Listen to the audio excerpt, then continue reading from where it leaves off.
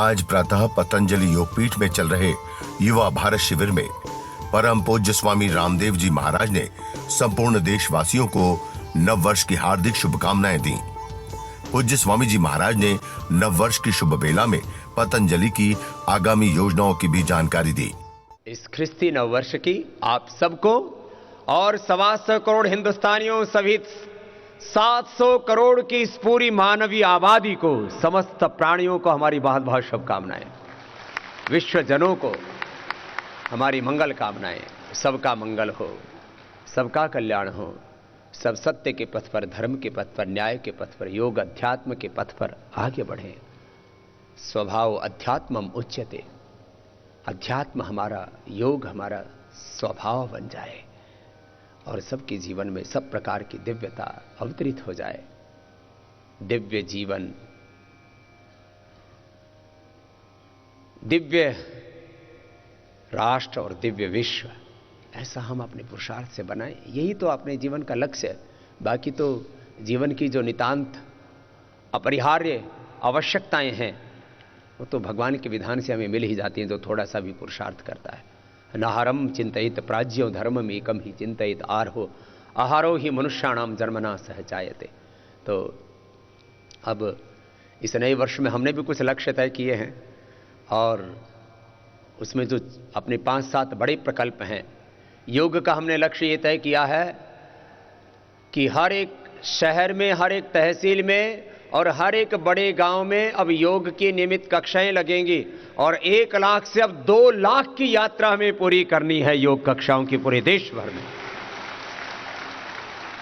योग की कक्षाएं ये हमारी शक्ति का केंद्र हैं और यहीं से आध्यात्मिक शक्ति का जागरण होगा और यह अध्यात्म शक्ति इस भारत की मूल शक्ति है। इसके लिए 1000 से ज्यादा योग प्रचारक तैयार हो रहे हैं। 500 से ज्यादा तो अब तैयार हो चुके हैं। पिछले भी शिविर में काफी भाई तैयार हो चुके। इससे पहले करीब 1 साल से बहुत श्रेष्ठ सेवा हमारे योग प्रचारक भाई दे रहे हैं और इस शिविर में भी बहुत से भाई योग प्रचारक बनने के लिए तैयार हैं।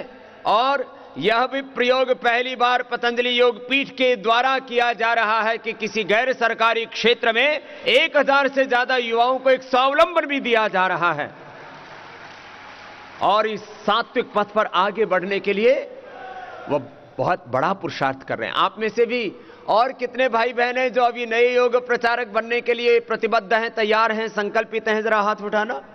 बहुत बड़ी संख्या है। जोरदार अभिनंदन आप सबका भी।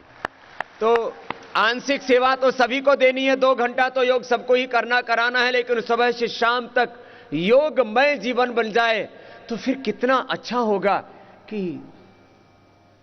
आपका देह सदा हुआ होगा, आपकी इंद्रियां, आपका मन और आपका जीवन पूरा सधा हुआ होगा। और हमने जिम्मेदारी ली है कि जो सुबह से शाम तक योग की सेवा के लिए अपने जीवन को समर्पित करेंगे, उनका संपूर्ण दायित्व हम लेने के लिए प्रतिबद्ध हैं, संकल्पित हैं। यह हमारा आश्वासन है आपके लिए। जो इस योग सेवा के द्वारा मानव सेवा, राष्ट्र सेवा का संकल्प लेने के लिए प्रतिबद्ध हैं, हमने कहा उनके घर परिवार का योगक्षेम निर्वहन करने के लिए हम समर्थ भी हैं। भगवान ने हमें, गुरुजनों ने हमें वो सामर्थ्य दिया कि हम आपका योगक्षेम का ध्यान रखेंगे। मैंने कहा 2 घंटे की सुबह, 2 घंटे की शाम को तो हजारों लाखों भाई बहन सेवा दे रहे हैं। ये अंशकालिक सेवा है। कुछ 4 से 8 घंटे की सेवा दे रहे हैं, ये पूर्णकालिक सेवा है। और किसी ने तो जिंदगी का ध्येय ये बना लिया है कि ये मेरा एक श्वास योग के लिए है और मैं अंतिम श्वास तक योग सेवा के द्वारा राष्ट्र सेवा और मानव सेवा, ईश्वरीय सेवा के काम में अपने जीवन की आहुति अर्पित करूंगा। ऐसे संकल्पों से अनुप्राणित, संकल्पित आप बहुत सारे भाई बहन तैयार हो चुके हैं। तो योग का ही बड़ा लक्ष्य है कि योग को हमें राष्ट्रव्यापी और विश्वव्यापी बनाना है और आयुर्वेद को भी अब जन जन तक पहुंचाना है। 5000 से ज़्यादा अपने पतंजलि चिकित्सालय आरोग्य केंद्र चल रहे हैं।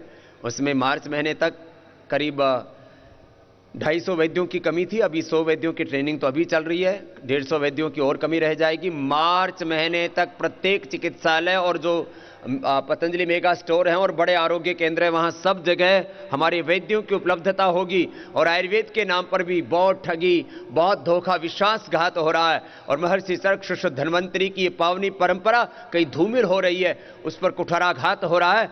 श्रद्धेय आचार्य भाषण जी के नेतृत्व में इस कार्य को इतना आगे बढ़ाएंगे और एक एक जड़ी बूटी पर, एक एक हमारी शास्त्रीय औषधि, चैतन्य प्रभावटी, योगराज, गुगुल, महावत, विध्वंसन आदि हमारी शास्त्रीय औषधियां हैं, चाहे मुक्तावटी, मधुनाशिनी, हृदयामृत, मेधावटी, कायाकल्पवटी, ये हमारे पेटेंटेड औषधियां जो हमने रिसर्च करके तैयार की हैं, इन सब के ऊपर cell line trial, clinical control trial, animal trial से लेकर के ह्यूमन ट्रायल तक का काम हम पूरा करेंगे।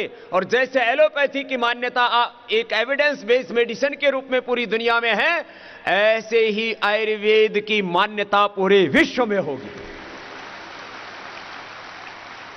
इसको बोलते हैं मेडिकल टर्मिनोलॉजी में एविडेंस बेस्ड मेडिसिन। तो योग को जैसे पूरे विश्व ने स्वीकार किया है, ऐसे आयुर्वेद को भी पूरा विश्व स्वीकार करेगा और एविडेंस बेस्ड मेडिसिन के तौर पर पूरी दुनिया में स्वीकृत होगी। इसके लिए पतंजलि रिसर्च फाउंडेशन इसमें इसी वर्ष काम बड़े पैमाने पर शुरू हो जाएगा। यद्यपि बहुत बड़ा कार्य यहां पर प्रारंभ पहले ही हो चुका है, सैकड़ों करोड़ रुपए की मशीनें आ चुकी हैं। एक एक मशीन 5-5, 10-10, 20-20, 25-25, 50-50 करोड़ रुपए की होगी। एक एक साइंटिस्ट का वेतन हर महीने का 2-2.5 लाख रुपए से लेकर के 5-5, 10-10 लाख रुपए भी होगा। चाहे इसमें सैकड़ों नहीं हजारों करोड़ रुपए भी खर्च होंगे तो हम करेंगे।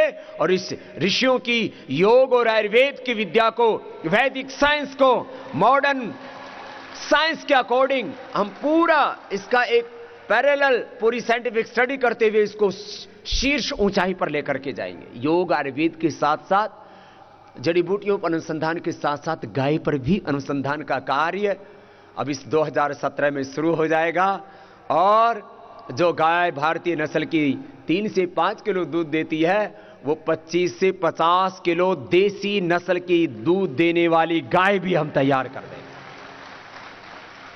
ये गौ अनुसंधान, प्राकृतिक चिकित्सा अनुसंधान और योग क्रांति, आयुर्वेद क्रांति और स्वदेशी क्रांति तो होगी ही। करीब 50 लाख करोड़ रुपए की ये जो विदेशी कंपनियां अपने देश के अंदर दवाइयों से लेकर के बहुत सी चीजें बेच रही है ना, उनसे भी मुक्ति मिलेगी।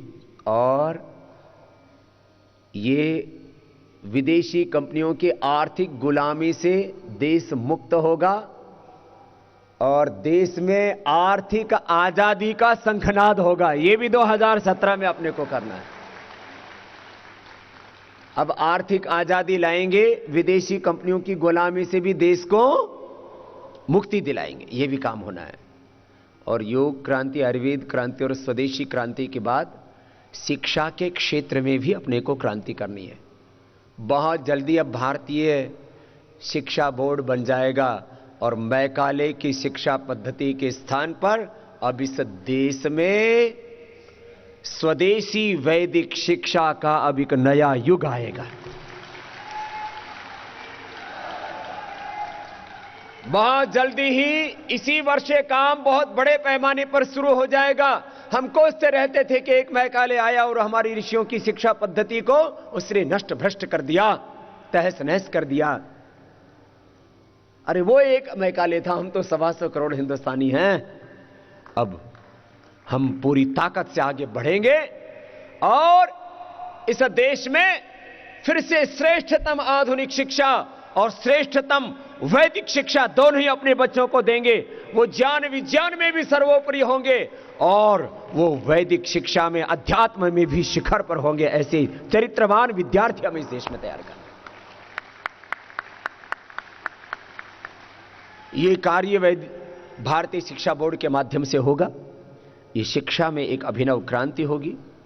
बहुत बड़ी बड़ी भूमिकाएं आपको निभानी है और हमें अपने भीतर नेतृत्व, वक्तृत्व का भी गुण विकसित करना है। दिव्य व्यक्तित्व, दिव्य नेतृत्व हमारे भीतर विकसित होगा। और सोशल मीडिया में भी लक्ष्य तो हमने मार्च तक ही रखा है कि मार्च तक, अभी करीब 76 लाख के आसपास वेरीफाइड अकाउंट में हमारे साथ फॉलोअर्स जुड़ चुके हैं। 50 लाख से ज़्यादा श्रद्धेय आचार्य श्री के फेसबुक अकाउंट में जुड़ चुके हैं और लाखों, करीब 7 लाख के आसपास फेसबुक के साथ साथ जो ट्विटर का अकाउंट है हमारा उससे भी जुड़े।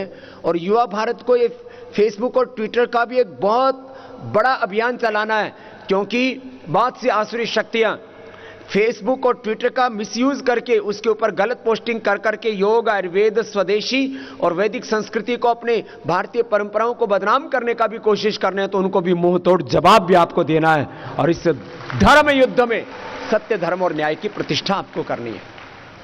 ऐसे बहुत से संकल्प आपके सामने होंगे और इस नए वर्ष में हम नए कीर्तिमान बनाने के लिए संकल्पित होकर के आगे बढ़ेंगे और अपने हाथों से, अपनी आंखों के सामने चंद्रशेखर, राजगुरु, सुखदेव, भगत सिंह के सपनों का भारत, स्वामी विवेकानंद और दयानंद के सपनों का भारत हमें बनाना है।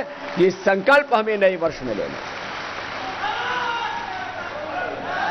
तो दोनों हाथ उठा के बोलिए भारत माता की, भारत माता की, वंदे वंदे वंदे। नव वर्ष पर पतंजलि योग पीठ हरिद्वार में आयुर्वेद में अनुसंधान कार्यों को बढ़ावा देने के लिए स्थापित पतंजलि रिसर्च सेंटर में कार्य शुभारंभ हेतु हवन यज्ञ का भी आयोजन किया गया। इस अवसर पर श्रद्धेय आचार्य बालकृष्ण जी महाराज ने अपने उद्बोधन में अनुसंधान कार्य में संलग्न भाई बहनों को पूरी ऊर्जा के साथ कार्य करने का आह्वान किया। आज का यह कार्यक्रम, यह उद्घाटन नहीं, यह प्रारंभ कार्यक्रम है। यह एक तरह से एक नए परिसर में जब हम एक संकल्प के साथ जाते हैं तो कुछ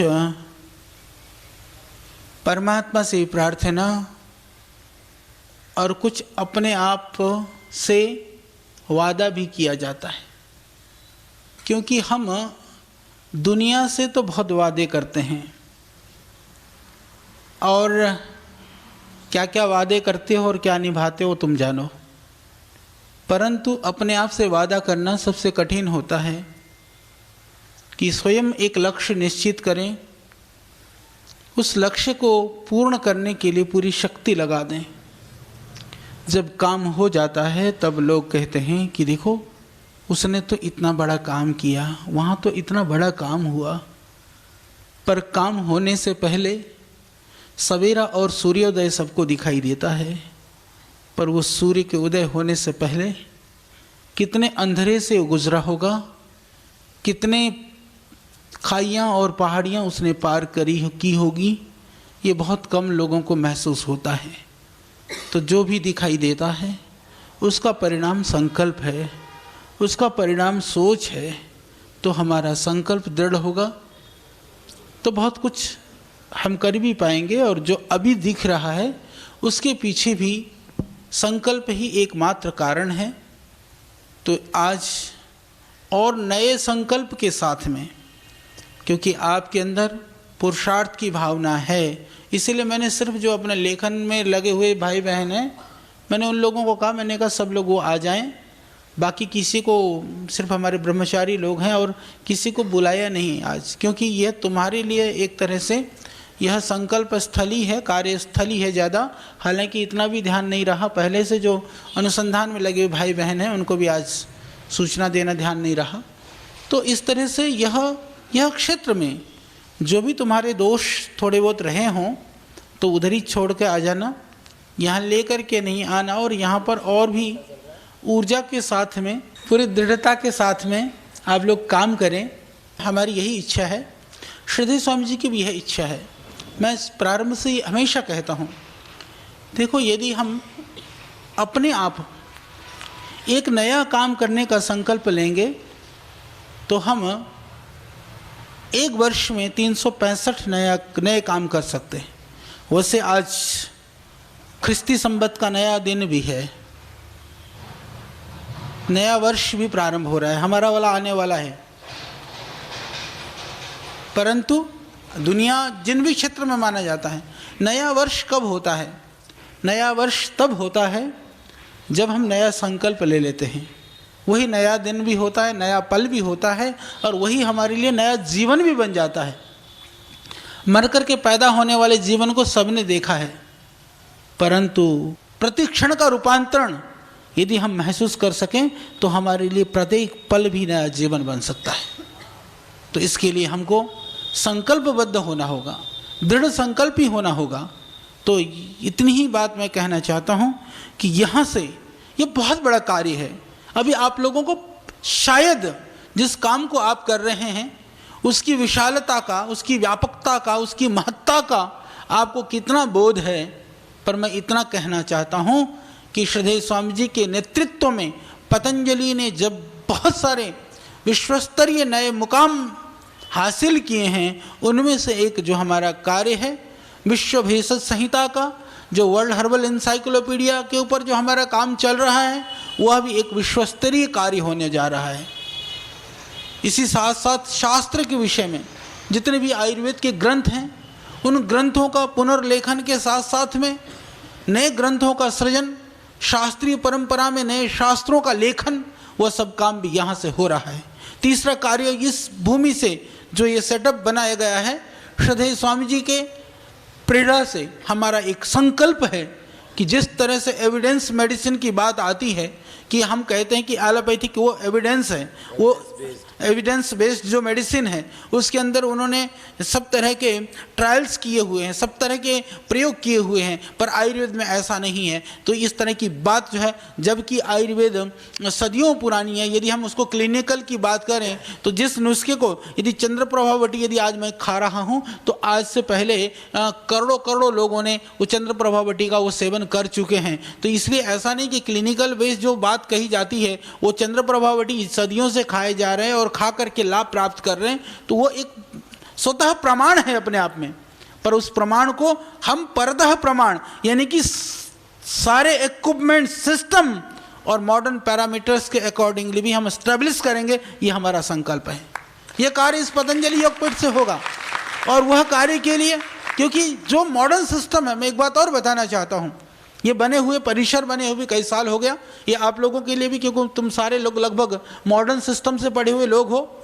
सबसे कठिन क्या होता है? सबसे कठिन काम है जितने भी पैरामीटर्स बने हुए हैं, क्योंकि भारतवर्ष के अंदर कोई भी रिसर्च की जो मशीनें हैं वो नहीं बनी, इस देश का दुर्भाग्य है। पर जितने भी पैरामीटर्स बनाए गए हैं उन्होंने अपने सिस्टम के हिसाब से बनाया, उन लोगों ने हमारे सिस्टम के हिसाब से नहीं बनाया। चाहे वो मैपिंग सिस्टम है, चाहे एनालिसिस का सिस्टम है, चाहे वह ट्रायल के सिस्टम्स हैं, पर हमको उसको करने के लिए बहुत कुछ नया करना पड़ रहा है।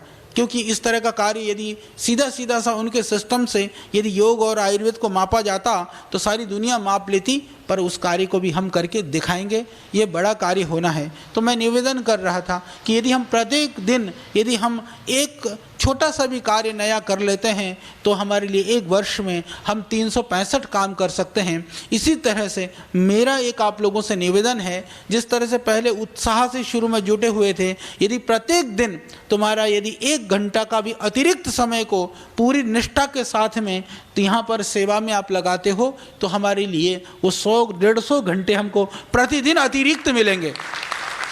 तो यह सृजन का कार्य है, यह निर्माण का कार्य है। आप कार्य को पूजा समझिए, अपने कार्य को अपनी इबादत समझिए, अपने कार्य को जीवन का लक्ष्य समझिए, जीवन के निर्वहन के साधन को लक्ष्य मत मानिए। यदि आप ऐसा कार्य करेंगे, यह कार्य बहुत जल्दी पूर्ण होगा और बहुत बड़े रूप में पूर्ण होगा। और आप लोगों की जानकारी के लिए हमें इस बात की प्रसन्नता है कि इस परिसर में आने से पहले ही हम कम से कम इस परिसर से संबंधित 5 golden book of world records ले चुके हैं हम। ये तुम्हारी जानकारी के लिए। हम लोगों ने मैन्युस्क्रिप्ट के ऊपर हमको golden book of world record में मिल चुका। आयुर्वेद का पहला म्यूजियम इसको हमको मिल चुका। इतने बड़े परिसर के अंदर ये मैक्सिमम हर्बल प्लांटेशन का उसका मिल चुका।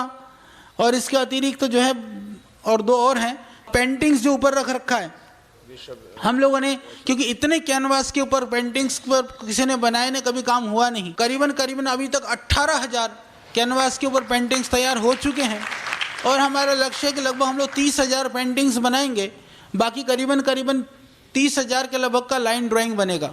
तो ये अपने आप में दुनिया में बहुत बड़ा इतिहास है, ऐतिहासिक काम है, और आप लोगों का सौभाग्य है।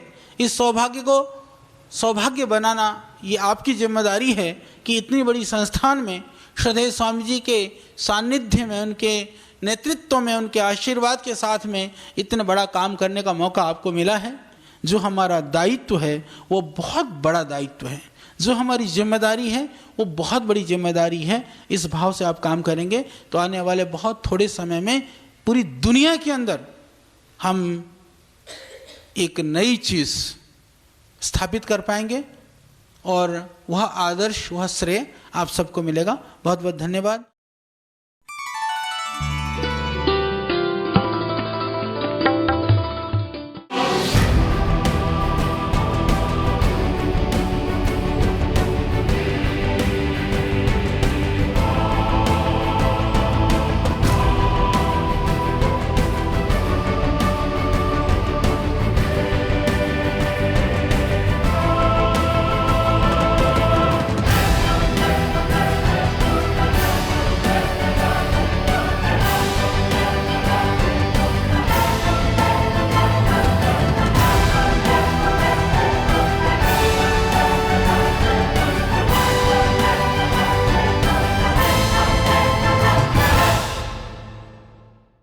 पतंजलि योगपीठ परिवार ने 5 जनवरी 1995 से अपनी निष्काम सेवा प्रारंभ की थी।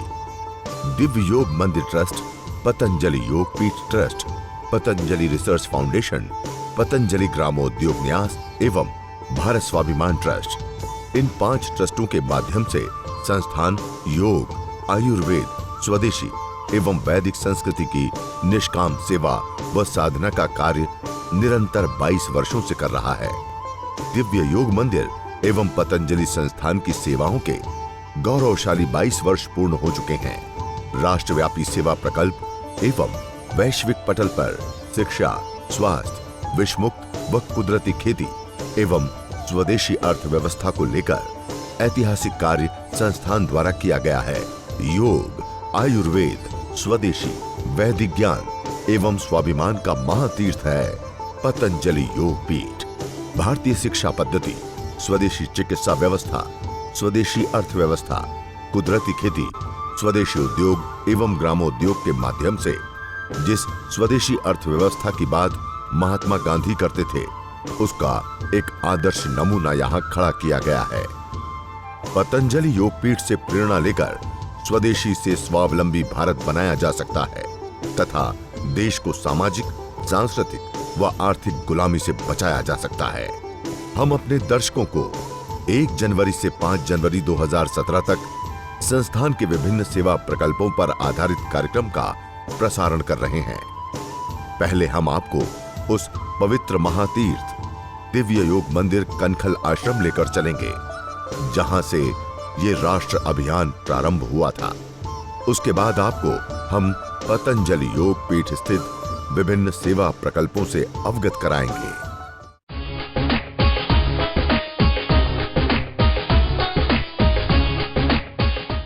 5 जनवरी 1995 को यहीं से हमारी योग यात्रा शुरू हुई।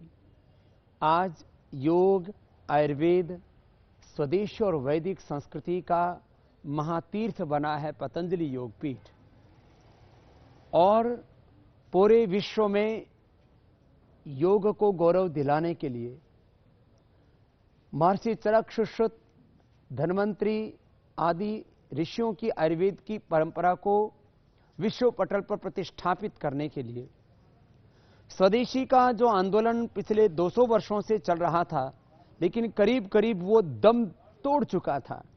महात्मा गांधी के स्वदेशी के आंदोलन की लगभग हत्या हो चुकी थी। कुछ कुटिल राजनेताओं ने महात्मा गांधी के खादी का भी एक तरह से मर्डर कर दिया था। ये शब्द बड़े तीखे हैं, लेकिन हकीकत है कि जो स्वदेश की भाषा, भेषज, भजन, भोजन, भाव, संस्कृति को लेकर के हमारे पूर्वजों का चिंतन था। महात्मा गांधी ने उसमें नमक को और खादी को एक प्रतीक के रूप में लिया, लेकिन वो आंदोलन करीब करीब दम तोड़ चुका था। हमने स्वदेशी को स्वावलंबन के रूप में आगे बढ़ाया और पूरे देश में उस स्वदेशी के आंदोलन को गौरव दिलाया, आप करोड़ों देशवासियों के सहयोग से। 5 दिनों तक हम संस्था के जो विभिन्न सेवा के प्रकल्प हैं, सेवा के जो भिन्न भिन्न आयाम हैं, उन सब के बारे में आपको आस्था के माध्यम से आपको दर्शन करवाएंगे। करोड़ों लोगों के मन में उत्सुकता है, यह अभियान कहां से शुरू हुआ, कैसे शुरू हुआ, इसकी सफलता का मूल मंत्र क्या है, किन किन चुनौतियों का सामना करना पड़ा और इस पूरी यात्रा के दौरान क्या क्या विघ्न बाधाएं आई, हमारे पास में कितने संसाधन थे, कितनी समृद्धि थी, कैसे कैसे हमने कहां से इस यात्रा को शुरू किया, बीच में इसमें क्या क्या पड़ाव आए, क्या क्या विरोध अवरोध आए और किस तरह से यात्रा आज ये शिखर पर पहुंची है, इस पूरे संदर्भ में आपको हम बताएंगे। ये यात्रा शुरू हुई जहां हम खड़े हैं, यहां से एक पेड़ आप देख रहे हैं मेरी बाईं ओर, ये होता तो पौधा है लेकिन आज पेड़ का रूप हो चुका है। ये इसको बोलते हैं मदार, संस्कृत में। आम हिंदी भाषा में इसको आखा बोलते हैं, अर्क बोलते हैं। तो ये गांव की भाषा में बोले तो आखड़े का पेड़ है, ऐसे मदार का पेड़ है। कुछ लोग कहते हैं घर के सामने कोई आखा का पेड़ हो तो शुभ नहीं माना जाता है। मैं तो कहता हूं ये सारी सृष्टि ही शुभ है, क्योंकि सारी सृष्टि भगवान ने बनाई है, कुछ भी अशुभ नहीं है। यहां पर हमने कभी किसी ढोंग आडंबर पाखंड का आलंबन नहीं लिया, कभी भी हमने लोगों की भावनाओं के साथ खिलवाड़ नहीं किया, स्वयं को भगवान के रूप में हमने कभी प्रतिष्ठापित नहीं किया। यद्यपि करोड़ों लोगों को योग से, आयुर्वेद से, हमारी सेवाओं से जीवन मिला, लेकिन हमने कभी भी अपनी मर्यादा का अतिक्रमण नहीं किया, झूठ का सहारा नहीं लिया, किसी के साथ छल नहीं किया। ये जो स्थान है दिव्य योग मंदिर ट्रस्ट, जहां से शुरू हुआ 5 जनवरी 1995 को, जो हमारा पहला ट्रस्ट है, उसकी ये पुण्य भूमि है। हमारे श्रद्धेय गुरुदेव ने करीब ये 1.25 एकड़ जमीन इस ट्रस्ट को डोनेट की सबसे पहले पूज्य पाद स्वामी शंकर देव जी महाराज जी ने। और मेरे पीछे जो आप ये कमरा देख रहे हो जिसमें 2 खिड़कियां, पहले यहाँ सामने भी एक जीना सा हुआ करता था, उससे भी इसमें चढ़ा जा सकता था। इस कमरे में करीब हम 10 साल तक यहाँ पर रहे हैं। और ये जो आप मेरे बाईं तरफ देख रहे हो, ये हमारा उस समय का पहला चिकित्सालय यहाँ का, जहाँ से श्रद्धेय आचार्य वाक्शन जी औषधियाँ दिया करते थे। अब ये एक भंडार का रूप ले चुका है। हमारी शुरुआत की भूमि है जहाँ से हमने इस अनुष्ठान को प्रारंभ किया। ये वो पुण्य भूमि है। ये उसी समय भी ये पेड़ हुआ करता था। इस पर बहुत मीठे आम लगते हैं देसी। ये आम का पेड़ है, ये ज्यों का तो यहाँ पर है। फिर यहाँ पर जो है फूलों का बगीचा हुआ करता था, तो उसकी जगह तो ये भवन बन गया। सबसे पहला हमने ये योग भवन बनाया था, जो आप मेरे दाहिनी ओर देख रहे हैं। और इस योग भवन में पीछे हमने 10-12 टॉयलेट बनाए, ऊपर इसमें 8 कमरे बनाए, जिससे कि यहाँ पर आने वाले अतिथि यहाँ पर ठहर सके। इसके बाद में आपको मैं इस पूरे परिसर के दर्शन करवाता हूँ, जहाँ से हमने इस यात्रा को आगे बढ़ाया। गुरुकुल में व्याकरण शास्त्र, आयुर्वेद शास्त्र, दर्शन, उपनिषद, वेद शास्त्रों का अध्ययन पूर्ण होने के बाद मैं हिमालय चला गया। और उसके बाद हम सब सखा, श्रद्धेय पूज्य आचार्य वाक्शन जी महाराज, पूज्य स्वामी मुक्तानंद जी महाराज आदि, फिर हम मिल गए गंगोत्री में। और पहले हम गुरुकुल में मिल चुके थे, श्रद्धेय आचार्य वाक्शन जी और हम गुरुकुल खानपुर में श्रद्धेय गुरुदेव प्रद्युम्न जी महाराज जी के पास में मिल गए थे और उसके बाद फिर वापस हम लोग हिमालय चले गए। हिमालय से यहाँ कनखल में हम 93-94 में आ गए थे। 95 में यद्यपि विधिवत रूप से ट्रस्ट बना 5 जनवरी को, और यहाँ से फिर यह हमारी साधना, सेवा और संघर्ष की यात्रा आगे बढ़ती रही।